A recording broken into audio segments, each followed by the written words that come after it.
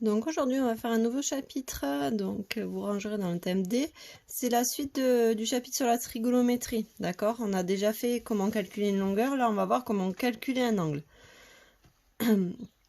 Donc je vous rappelle qu'on avait vu dans le chapitre 5, le mémotechnique qu'il faut que vous vous souveniez par cœur, c'est K-SO-toi.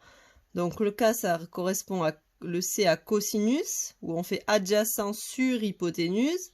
SO, c'est sinus opposé sur hypoténuse. Et TOA, c'est la tangente opposée sur adjacent. Donc, je vous ai mis un lien vers une petite vidéo d'Yvan Monca si vous voulez aller voir voilà, un petit peu comment il explique lui. D'accord? Mais là, on va le faire la méthode, d'accord, avec un petit exemple.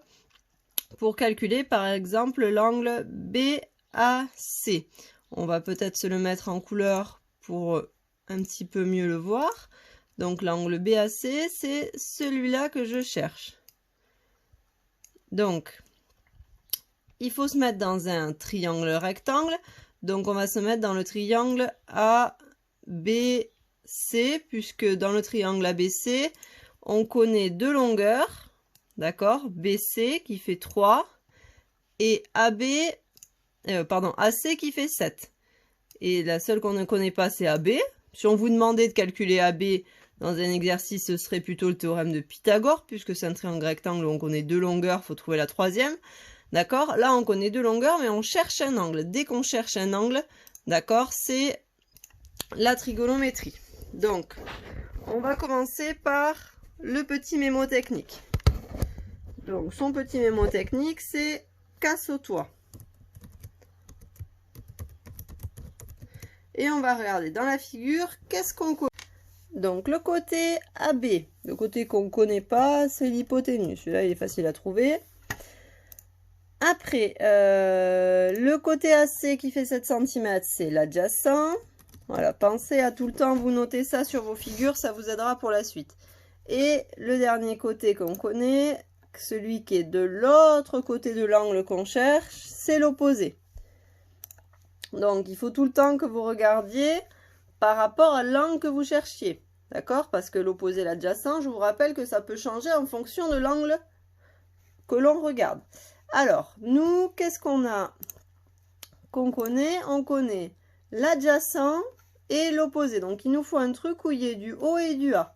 Donc, OA, c'est TOA, donc tangente. Alors, après, ça va démarrer de la même façon que quand on cherchait une longueur. Donc, on a dit qu'on utilisait tangente. Donc, tan de l'angle BAC. Alors, pensez à vous mettre les chapeaux sur les angles. Moi, c'est un petit peu compliqué avec le PDF. Donc, à chaque fois, c'est une fraction. Donc, on va se mettre un trait de fraction. Au pire, je vais vous mettre les chapeaux en rouge. Tant pis, c'est pas grave si c'est pas tout de la même longueur, de la même couleur.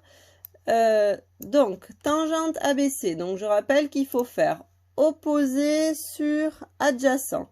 L'opposé, on a dit que c'était BC.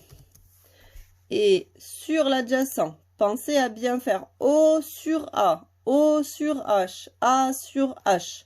Et l'opposé, c'est, pardon, et l'adjacent, c'est AC. Ligne suivante, comme quand on faisait, quand on cherchait une longueur, on remplace tout ce qu'on connaît. Ici, ce que vous ne connaissez pas, c'est votre angle. D'accord? Alors que quand on cherchait une longueur, on connaissait l'angle, on connaissait une longueur. Là, on connaît les deux longueurs, pas l'angle. Donc, on va remplacer tout ce qu'on connaît. BC, c'est 3 cm. Donc, 3. AC, c'est 7. Donc, on se retrouve avec 3 sur 7. Alors, jusque-là, c'était comme on faisait pour calculer la longueur. Là, maintenant, il va y avoir un petit changement. Le but, nous, c'est pas de trouver la tangente de l'angle, c'est de trouver l'angle tout seul. D'accord? Moi, mon but ici, c'est d'arriver à trouver BAC, la mesure de l'angle, à combien c'est égal. D'accord? Donc, moi, je voudrais enlever ce tangente, en fait. Si vous regardez sur vos calculatrices, d'accord? Au niveau de la touche tangente, Donc vous prenez vos calculatrices, vous regardez au niveau de la touche tangente et au-dessus de la touche tangente, écrit en jaune ou en orange, suivant la calculatrice que vous avez arctan. Donc avec votre touche arctan, donc pour faire arctan, il suffit d'appuyer sur la touche seconde et d'appuyer sur la touche tangente. D'accord? Donc avec votre touche de calculatrice, où il y a écrit arctan, d'accord? Donc voilà, là c'est, vous allez taper arctan, entre parenthèses, 3/7, ce qu'on avait ici. Donc arctan, 3/7, ça voilà, hein, c'est à faire avec la calculatrice, on ne peut pas faire autrement, on ne peut pas le faire de tête. Hein. Donc on tape arctan 3/7 et votre calculatrice va vous donner une valeur approchée de votre angle. Donc seconde tangente, 3/7 et ça fait environ 23,198, d'accord? Pour les angles, généralement, on vous demande d'arrondir à l'unité, c'est-à-dire de ne pas mettre de chiffre après la virgule, donc ça fait environ 23 degrés.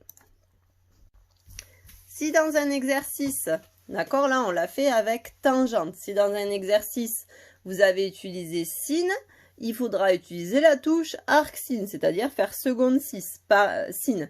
Pareil pour cosinus, si vous avez utilisé cosinus ici, pour enlever entre guillemets le cos, il faudra faire arc-cos, d'accord? Donc voilà pour cette leçon, elle était très courte, d'accord? C'était vraiment la suite de ce qu'on avait déjà fait.